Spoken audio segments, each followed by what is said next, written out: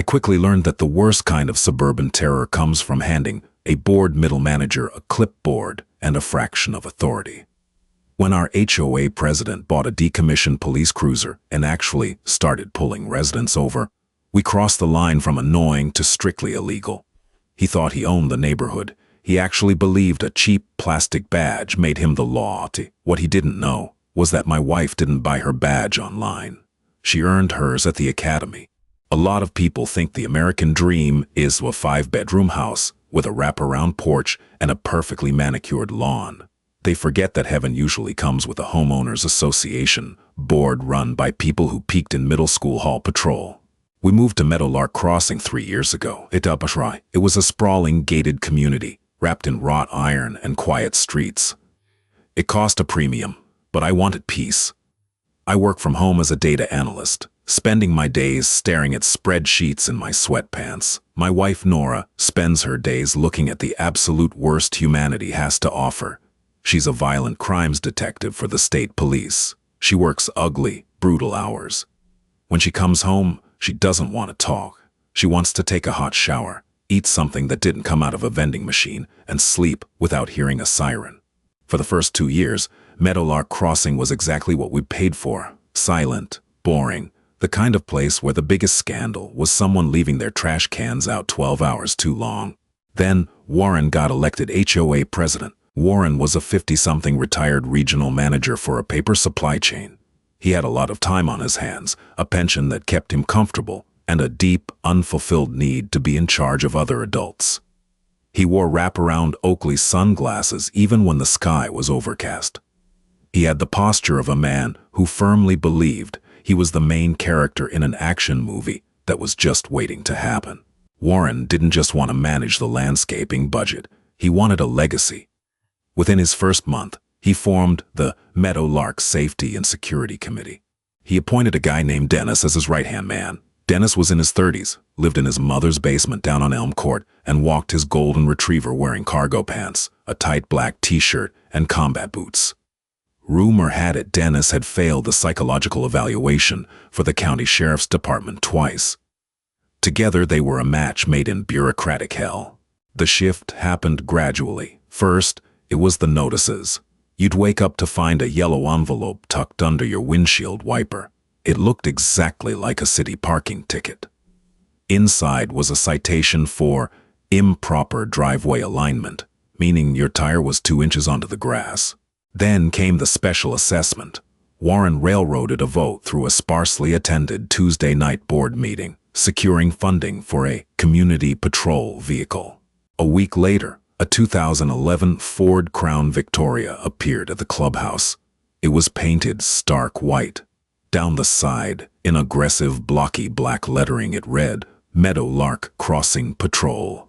It's a deterrent, Warren proudly announced to a bewildered crowd at the annual neighborhood block party, gesturing to the car with a plastic cup of light beer. Crime is spilling over from the city. We need to secure the perimeter. Warren, I had said, standing near the grill, we live in a gated community 20 miles from downtown. The only crime here is what they charge for the lawn care. He didn't laugh. He just adjusted his Oakleys. Complacency is the enemy of security, Ben. You'll thank me when we keep the riffraff out. I went home that night and told Nora about the car. She was sitting on the couch rubbing her temples, a half-empty glass of water on the coffee table. She had just finished a 12-hour shift, processing a scene that she wouldn't talk about. He bought a cop car, she asked, her voice flat, devoid of any amusement. A surplus one, painted white. It's got a spotlight on the driver's side and everything. Nora sighed, leaning her head back against the cushions and closing her eyes. As long as he doesn't put red and blue lights on it, it's legal. Stupid, but legal. Just stay out of his way, Ben. I deal with enough fragile egos with badges at work. I don't want to deal with one in my own neighborhood. I promised her I would ignore it, but ignoring Warren was like ignoring a mosquito in a dark tent. He and Dennis started doing patrols, 2 hours a night. They would drive 5 miles an hour down the dark streets, the Crown Vic's heavy engine rumbling through the quiet suburban air. They used the spotlight. I'd be in my office at 10 o'clock at night, and suddenly a blinding white beam would sweep across my front window, lingering on my mailbox before moving on. It was an invasion of privacy, wrapped in the guise of protection. And the neighborhood began to fracture. The older residents loved it. Mrs. Higgins, an 80-year-old widow across the street, started bringing Warren plates of cookies, but the rest of us felt the suffocating weight of being watched.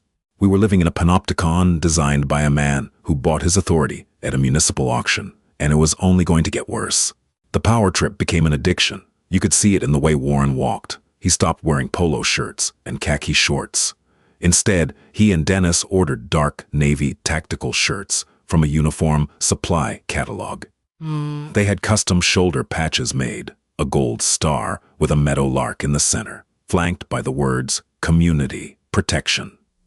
From 10 feet away in the dark, it looked indistinguishable from a state trooper's patch.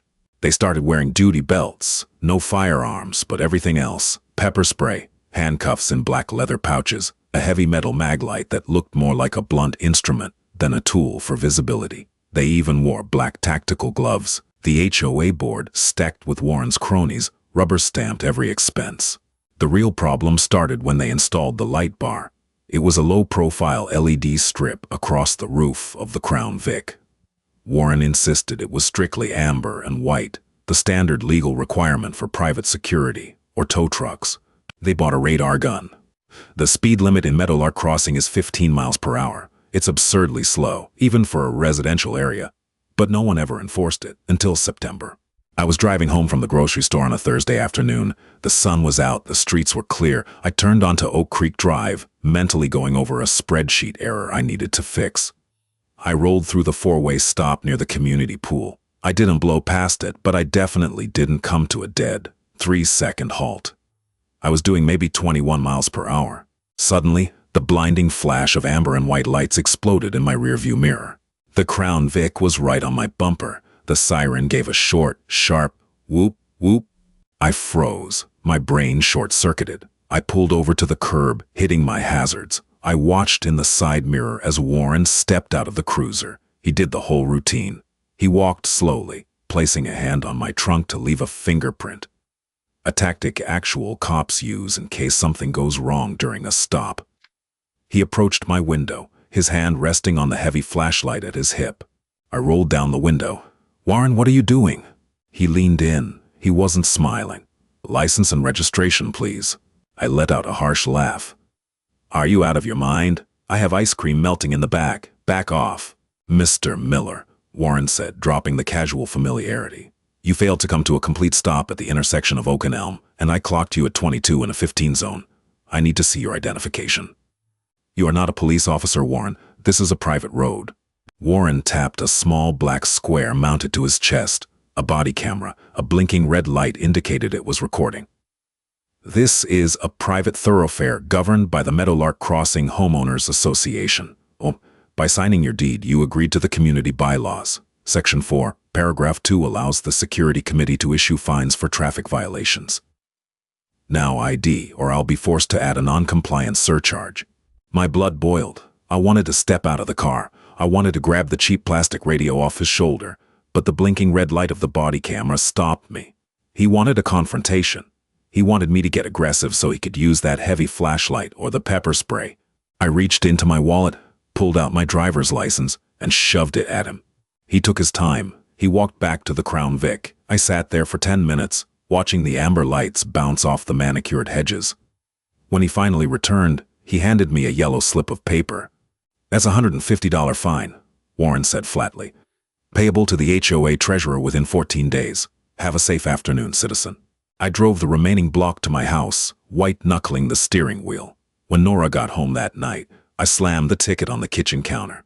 She picked it up, reading the block lettering. She looked exhausted. She was wearing her shoulder holster over a plain gray t-shirt, the heavy weight of her sidearm pulling the fabric down. She let out a long, weary breath. "I'm not paying it," I told her. "I'll take him to small claims. I'll sue the HOA." Nora dropped the ticket in the trash can.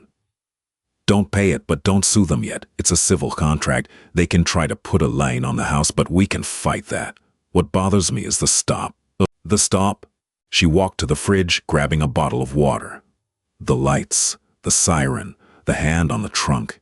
He's towing a very, very thin line. Impersonating a peace officer is a felony. Private security can stop people on private property under certain civil conditions, but using a siren, demanding ID like a sworn officer, that's dangerous. So arrest him, I said, crossing my arms. Nora looked at me, her eyes bloodshot. Ben, I have 3 active homicide files on my desk. I spent the morning interviewing a mother whose son was shot over a pair of sneakers. I do not have the time, the jurisdiction, or the energy to build an impersonation case against a retired paper salesman. Unless he does something incredibly stupid, just let it go. Give him a wide berth. I didn't like it, but I loved her, and I saw how much her job took out of her. I nodded. Okay, I'll avoid him. But it wasn't just me. Over the next month, Warren and Dennis turned the neighborhood into a penal colony. They pulled over a teenager coming home from a high school football game and searched his car for alcohol. They couldn't legally do it, but the kid was terrified and consented. They found nothing. They ticketed the mailman. They ticketed a plumber who parked half an inch over the sidewalk line. The community meetings became screaming matches, but Warren had the board locked down. They cited a 50% reduction in petty vandalism, mostly because teenagers stopped hanging out at the park altogether, as proof that the patrols were working. We are the thin blue line of Meadowlark, Warren declared at a November meeting, his chest puffed out in his tactical shirt. The delusion was complete. He had convinced himself he was real. It was only a matter of time before he pulled over the wrong person. It was a Tuesday in late November, the kind of night where the cold sinks into your bones and the rain falls in an icy, miserable drizzle. Nora had been gone for 2 days. She was working a joint task force on a string of armed robberies targeting 24-hour convenience stores along the interstate. She had slept on a cot in the precinct the night before. When she called me at 10 o'clock that night, her voice was a raspy whisper. I'm finally coming home, she said. I might sleep until Thursday. I have chicken parm in the fridge. I can heat it up, I offered, sitting on the couch with a blanket, watching a muted basketball game. Just leave it in the foil. I love you. See you in 20. She hung up. Nora didn't drive a personal vehicle to work. The state provided her with an unmarked fleet car. It was a heavy, dark gray Dodge Charger. No municipal plates, no visible antennas, completely tinted rear windows. It was designed to look like any other aggressive sedan on the road. The only giveaway, if you knew what to look for, was the steel rims and the subtle LED modules hidden in the grille and behind the windshield. It was 10:45 p.m. The neighborhood was dead. Down at the main entrance, hidden behind the stone welcome sign and a thick row of wet pine trees, Warren and Dennis were sitting in the Crown Vic. The engine was idling. According to Dennis, who spilled everything in a panicked position months later, Warren was agitated that night. A package had been stolen from a porch 2 streets over the previous afternoon. Warren considered it a personal failure, a breach of his perimeter. He was determined to catch a criminal. When Nora's unmarked Charger turned into the gated entrance, swiping her resident key card to lift the arm, Warren sat up. A dark gray Charger, tinted windows, out-of-state plates. The state police often rotate plates on undercover cars for security. To Warren, it looked exactly like trouble. It looked like a suspect. Nora was doing 25 miles per hour. The rain was slicking the roads. She just wanted her driveway. She wanted to take off her boots, unclip her heavy-duty belt, and close her eyes. The Crown Vic peeled out from behind the pines. The engine roared. Warren hit the light bar. But it wasn't just amber and white anymore. I found this out later when I reviewed the dash cam footage from Nora's car. Sometime in the last week, Warren had modified the LED controller as the Crown Vic accelerated behind Nora. The light bar strobed violently. Amber, white, and a distinct, rapid flash of red and blue. Red and blue, the universal, legally protected colors of emergency law enforcement. Nora glanced in her rearview mirror. The red and blue lights painted the wet interior of her Charger. Her first thought, she told me later, was that she was being pulled over by the county sheriff. Maybe she had a tail light out. Maybe she was speeding. She was exhausted, her guard down. The instinct of a sworn officer is professional courtesy. You pull over, you show your badge, you apologize, and you go home. She hit her turn signal and pulled over to the curb, shifting the Charger into park. She left the engine running to keep the heater going. The rain drummed against the roof. In her side mirror, she watched the door of the Crown Vic open. Two men stepped out into the freezing rain. They were wearing dark, tactical gear. The taller one, Warren, began his slow, deliberate approach. He unclipped the heavy metal flashlight from his belt. Dennis flanked the right side of the car, moving toward the passenger window. A tactical pincer movement. Nora frowned. County sheriffs didn't do two-man approaches for a simple traffic stop, unless the plates came back stolen. And these uniforms were wrong. No reflective vests, no recognizable hats. Warren stepped up to the driver's side window. The rain slicked his sunglasses, which he was still wearing in the pitch black of night. He raised the heavy flashlight and brought it down against the reinforced glass of Nora's window. Bang, bang, bang. It wasn't a knock, it was a strike, a demand. Inside the car, Nora's hand instinctively brushed the grip of her Glock 19, resting in the holster on her right hip. Her mind snapped instantly from the fog of exhaustion to crystal clear tactical awareness. She didn't know these men. She didn't recognize Warren in the dark, behind the sunglasses, distorted by the rain and the glaring lights. She just saw two unidentified males in paramilitary gear, trapping her vehicle, aggressively striking her window. She pressed the button, lowering the window exactly 2 inches, just enough to hear, just enough to speak. Turn the vehicle off and roll the window down completely. Warren barked over the sound of the rain. He shined the maglite directly into the 2-inch gap, trying to blind her. Nora squinted, raising a hand to block the beam. "Who are you?" she asked, her voice low, calm, trained. "Meadowlark Community Protection," Warren said, his voice dripping with forced authority. "You are operating a suspicious vehicle in a restricted zone. Turn off the engine. Keep your hands where I can see them. Provide your driver's license, registration, and proof of residence immediately." Nora realized who it was. The realization didn't bring relief. It brought a cold, terrifying anger. This man had red and blue lights flashing on his vehicle. He had trapped her. He was giving unlawful orders under the guise of police authority. "I am a resident," Nora said, her voice remaining perfectly level. "Lower the flashlight." "Subject is uncooperative," Warren said, speaking loudly, ostensibly for the body camera on his chest. "Ma'am, this is a lawful detention. You are trespassing on private property. If you do not comply, I will extract you from the vehicle." He grabbed the door handle and pulled. It was locked. Nora stared at the plastic badge on his chest. She saw the heavy metal flashlight gripped tightly in his fist. She looked at the red and blue lights strobing against the wet asphalt. She had told me to ignore him. She had told me it wasn't worth the paperwork. But Warren had just escalated from a nuisance to a threat. He had impersonated an officer, initiated an illegal traffic stop, and threatened physical extraction of a federal task force member. Nora didn't reach for her wallet. She reached for her radio. "Dispatch, this is Detective 74 Bravo," Nora said, her voice cutting through the noise of the rain, clear and sharp. Warren stopped pulling on the handle. He leaned in, confused. 74 Bravo, go ahead." The dispatcher's voice crackled through the car's speakers. "I have a 1039 in progress at Meadowlark Crossing, main entrance. 2 unidentified males impersonating law enforcement. Suspects are utilizing emergency lights and threatening physical force. Roll 2 marked units to my location, code 3. Warren took a step back, the flashlight wavering. What are you doing?" Nora rolled the window down all the way. Why, the cold rain blew into the car, but she didn't blink. She turned to face him, the ambient street light catching the cold, dead, serious look in her eyes. "I am Detective Nora Miller with the State Police Violent Crimes Unit," she said, her voice like cracking ice. "And you have made a catastrophic mistake." For 3 agonizing seconds, the only sound was the rhythmic slapping of the windshield wipers and the hiss of the freezing November rain hitting the hot hood of the Charger.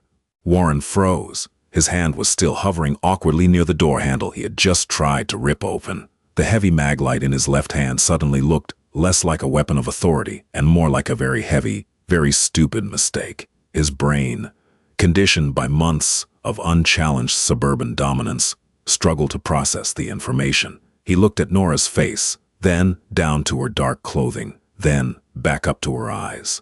He didn't see fear. He didn't see the irritation he usually saw in the neighbors he harassed. He saw the cold, mechanical assessment of a predator deciding exactly how to dispatch its prey. "You're lying," Warren blurted out. It was a reflex. His ego simply couldn't absorb the impact. "You're Ben's wife, you're a resident. This is a gated community. State police don't have jurisdiction over HOA bylaws." It was the most breathtakingly ignorant statement Nora had ever heard in her 12 years on the force. Nora didn't argue. She didn't raise her voice. She simply pushed her door open. The heavy, armored door of the Dodge Charger swung outward, forcing Warren to take a clumsy step back to avoid getting hit.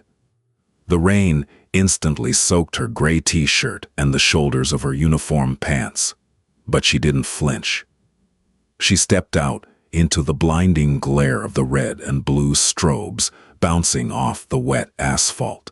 She was 5'8", but in her boots, with the heavy-duty belt wrapped around her waist, she projected an immovable mass. She didn't reach for her weapon. She didn't need to.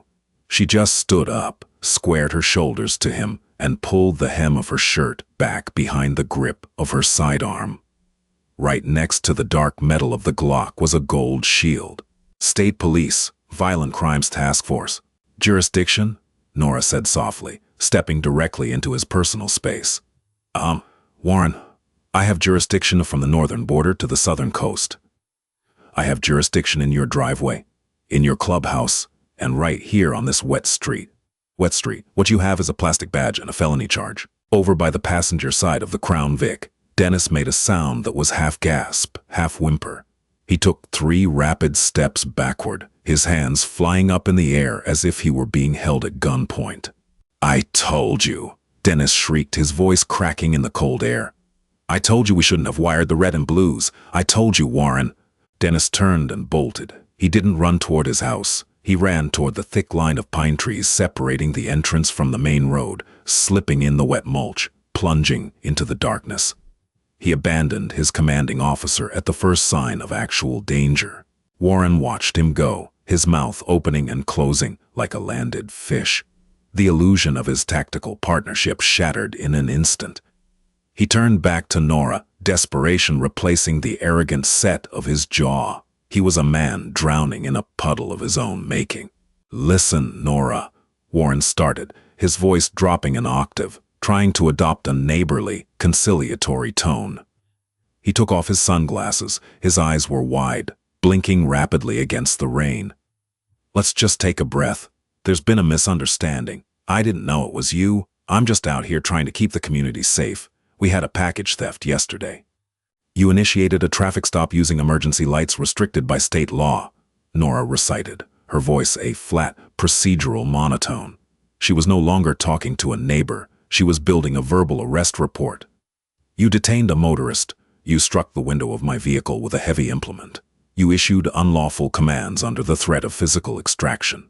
"I wasn't going to pull you out," Warren pleaded, his hands fluttering in front of his chest. He looked down at the blinking red light of his own body camera and frantically grabbed at the plastic casing, trying to snap the off switch. His fingers were shaking so badly he couldn't grip it. "It's for the perimeter. It's just a deterrent." "Leave the camera on," Nora ordered sharply. Warren's hands snapped to his sides. "Turn off the strobes," she commanded. "Now." Warren scrambled backward, slipping slightly on the slick pavement. He reached through the open window of the Crown Vic and fumbled with the switchboard he had proudly installed himself just days prior. The blinding red and blue flashes died, leaving only the dim, amber glow of the corner markers and the harsh white beam of the spotlight. The sudden darkness felt heavy, but it was immediately replaced by a sound that made Warren's shoulders completely collapse. Sirens. Not the anemic, high-pitched wail of the siren Warren had bought online. This was the deep, resonant howl of actual police interceptors tearing down the highway. The sound vibrated in the chest. It was the sound of overwhelming, undeniable force, and it was coming fast. "Nora, please," Warren begged. The rain flattened his gray hair against his skull. The tactical shirt clung to his sagging chest. He looked incredibly old, incredibly frail, and utterly pathetic. "I have a pension. I'm the board president. If they arrest me, my wife, please, call them off. I'll resign tomorrow. I'll sell the car." Nora stood completely still, the rain dripping from her jawline. You don't get to play dress-up with people's lives, Warren. You terrorized teenagers. You harassed workers. You thought this fake uniform made you immune to the rules of society. The sirens grew deafening. Tires shrieked as they locked up on the wet asphalt just outside the gates. The iron gate arm, which required a resident card to open, didn't stand a chance. The first state trooper SUV, a massive Ford Explorer equipped with a heavy steel push bumper, didn't even slow down. It rammed the heavy aluminum arm, snapping it backward with a violent crack that echoed through the quiet neighborhood. 3 fully marked state police SUVs flooded into the entrance, their light bars turning the rain-soaked street into a chaotic disco of red, blue, and blinding white takedown lights. They swarmed the Crown Vic, boxing it in from 3 sides. Before the vehicles had even fully stopped, 4 doors flew open. "Show me your hands. Get your hands in the air." The troopers didn't know Warren. They didn't know he was a retired paper salesman with a HOA complex. They had received a call from a violent crimes detective reporting suspects, impersonating police and threatening force. They came out with weapons drawn, their heavy boots hitting the pavement in perfect, practiced unison. Warren screamed, a high, reedy sound of absolute terror. He dropped his mag light. It hit the pavement with a loud metallic clatter and rolled into the gutter. He threw his hands so high in the air, it looked like he was trying to touch the sky, his knees buckling under the sheer adrenaline dump.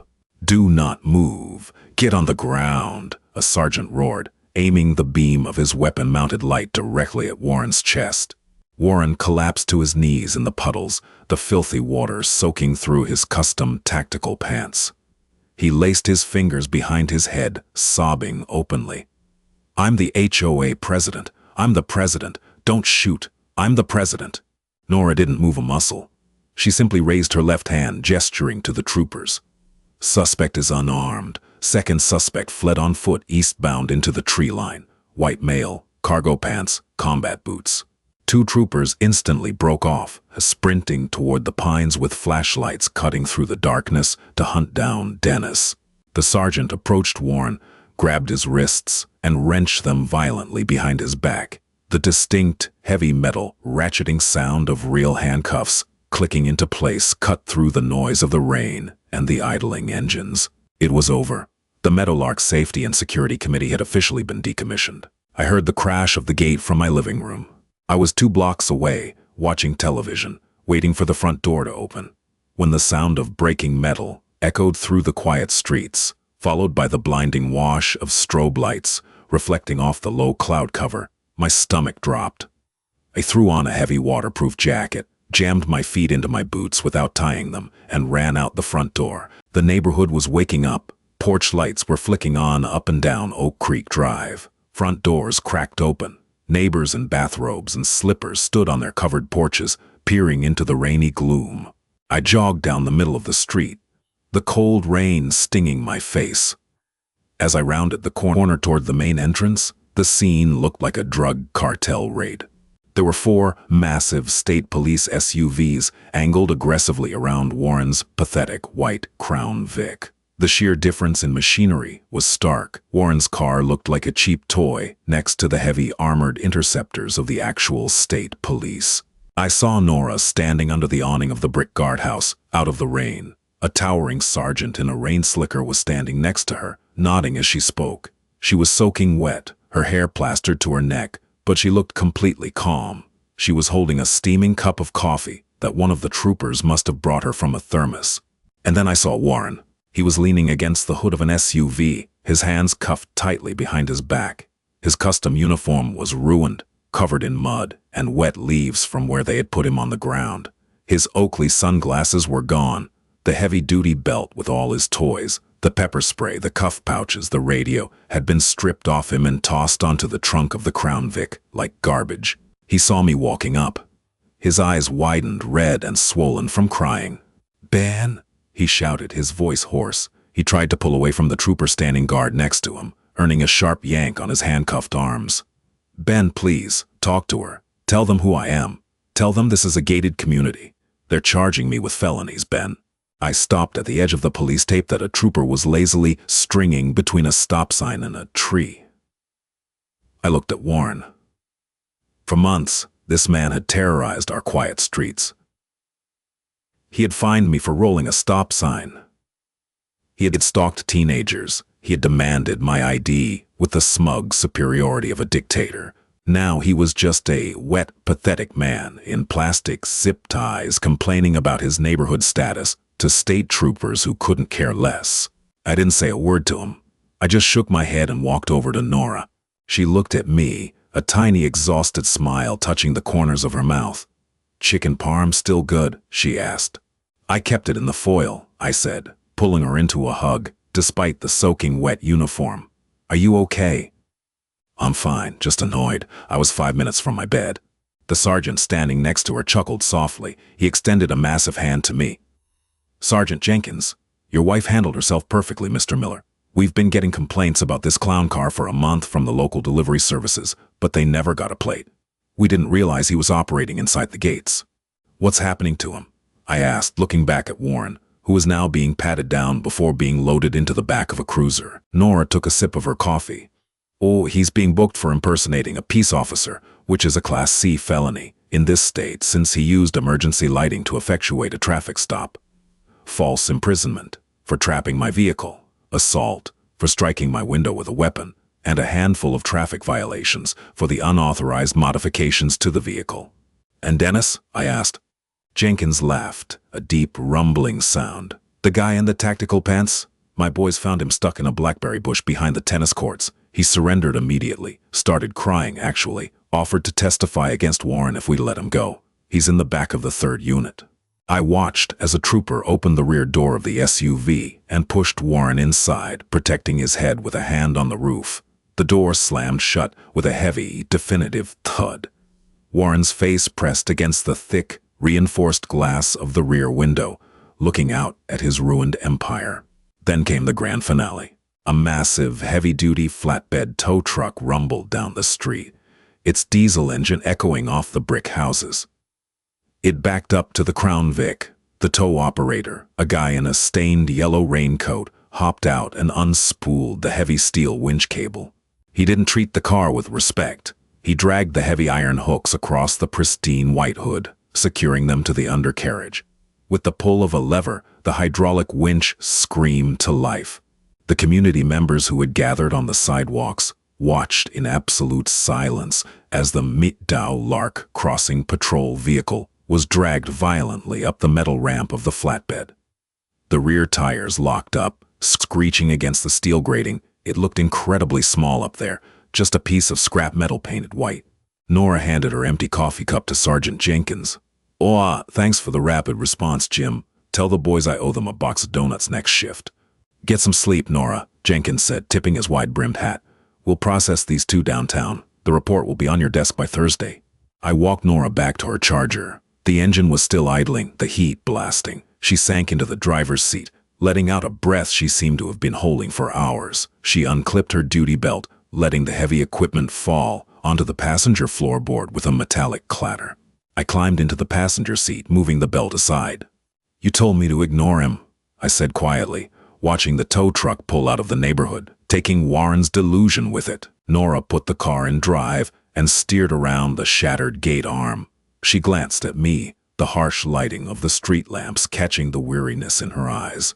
"I told you to ignore him because I didn't want the headache of a civil suit," she said softly, turning onto our street. "But you don't get to trap a woman in her car in the dark and demand obedience. I don't care if you're a gangbanger or an HOA president. You cross that line, I'm going to introduce you to the actual consequences of the world." She pulled into our driveway. The house was dark, quiet, and warm.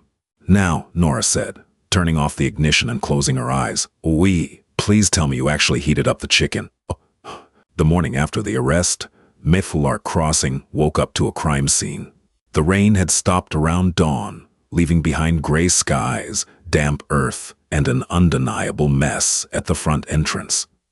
The aluminum gate arm lay snapped in 2 on the wet grass. Yellow police tape fluttered from the iron fence posts, and 2 Deep black tire ruts cut straight through the HOA's manicured marigold beds where the state police interceptors had locked their brakes. By 8 in the morning, the mailbox cluster on Elm Court looked like a town hall square in medieval Europe. Neighbors who hadn't spoken to each other in 2 years stood in clusters, holding mugs of coffee, pointing at the tire tracks. Nobody was collecting mail. They were collecting information. By noon, the news had spread through the neighborhood text chain like wildfire. It started as a rumor that Warren had been pulled over for drunk driving. By 1 o'clock, the truth, far stranger and infinitely more satisfying, came out. Warren had tried to arrest a state police detective in her own driveway. An emergency HOA meeting was called for Thursday evening at the clubhouse. Usually, these meetings were depressing affairs. 5 or 6 retirees would sit in folding chairs while Warren droned on for 2 hours about budget line items and turf aeration schedules. This time there wasn't a single empty chair. People were standing 3 deep against the back wall. The air in the clubhouse smelled of damp coats, cheap coffee, and pure, unadulterated hostility. The remaining 4 members of the HOA board sat behind a long folding table at the front of the room. Without Warren sitting in the center chair with his chest puffed out, they looked like hostages. The vice president, a pale accountant who looked like he hadn't slept in 48 hours, cleared his throat and leaned toward a squeaking microphone. "Good evening, everyone," he began, his voice trembling slightly. "We are aware of the incident that occurred at the main gate on Tuesday evening involving former board president Warren." "Former?" someone shouted from the back. "Did he resign or is he presiding over the board from the county jail?" Laughter erupted through the room. Nervous, sharp, cathartic laughter. "Warren has formally submitted his resignation from the board through his legal counsel," the vice president stammered, shuffling a stack of papers. "And as of this morning, the security committee has been officially dissolved." I was sitting in the 4th row, wearing a hoodie and jeans. I hadn't brought Nora. She was back at the precinct finishing up a raid on a stash house in the city, doing real work. But I wanted to be there to see the dominoes fall. A woman named Karen, who lived down on Cedar Lane, stood up. She had received 3 separate $75 tickets from Warren over the past 3 months. One for leaving her garage door open after 8 p.m., one for trash cans, and one for excessive vehicle noise when her teenage daughter drove home from her job at the grocery store. "What about the money?" Karen demanded, pointing a finger at the board. "I paid $225 in fake fines because Warren told me the board would put a lien on my house if I didn't pay within 30 days. "Where's that money?" The vice president wiped his forehead with a handkerchief. "The legal status of those civil citations is currently under review by our legal counsel. We advise everyone to—" "It's not under review," I said, standing up from my folding chair. The room went completely quiet. Heads turned toward me. "The county prosecutor's office has already classified those fines as unauthorized civil extortions," I said, keeping my voice calm and even, just like Nora had taught me. Warren didn't have the legal authority to issue traffic tickets, and the board didn't have the statutory right to enforce them under state property law. Every single check cashed by the HOA safety account for the last 6 months is part of an active financial audit. The vice president's face drained of color. Mr. Miller, we didn't know the full extent of Warren's actions. He assured us the patrol vehicle was operating strictly within legal boundaries." "You bought him a police cruiser," a man near the window yelled. "You paid for a light bar."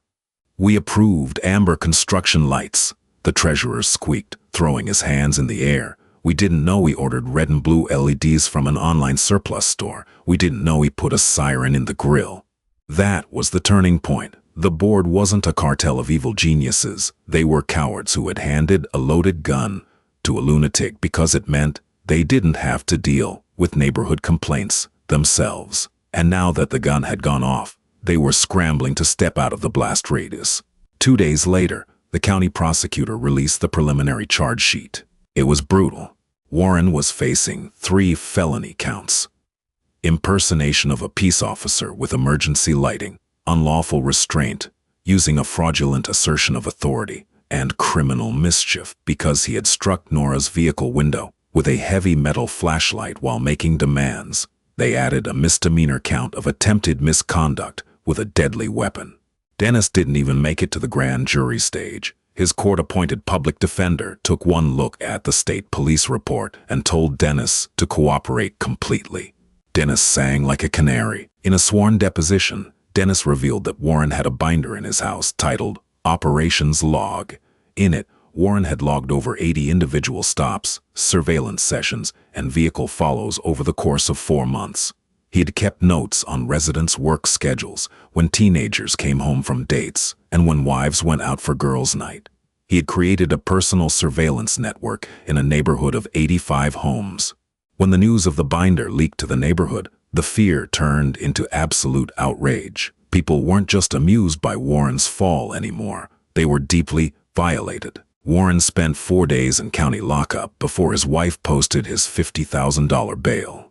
When he finally came home on Friday afternoon, wearing sweatpants, a plain gray t-shirt, and an ankle monitor clamped around his left leg, 3 neighbors were standing at the edge of his driveway. They didn't throw rocks. They didn't scream slurs. They just stood there in silence, holding their phones up, recording him as he shuffled from his wife's station wagon to his front door with his head down. The man who had spent 6 months demanding authority couldn't even look his neighbors in the eye. The trial never happened. Warren's lawyer knew that putting a retired paper manager on the witness stand against a decorated state police violent crimes detective in front of a jury was legal suicide. In February, Warren accepted a blind plea deal. He pled guilty to 2 counts of impersonation of a peace officer and 1 count of unlawful restraint. In exchange for avoiding state prison, he was sentenced to 3 years of strict felony probation, 600 hours of community service, to be performed sweeping trash along the county highway while wearing an orange vest, and a $25,000 court fine. As part of the plea agreement, the judge imposed a permanent restraining order.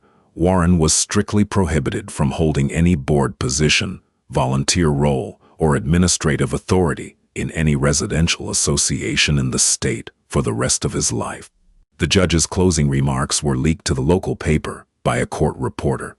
You took the peace and quiet of your neighbors, people who trusted you with their property values and safety, and turned it into your own personal kingdom of petty tyranny. You are not a protector, Mr. Warren. You are a bully who got caught. The financial fallout destroyed what was left of Warren's life in Magdala Crossing.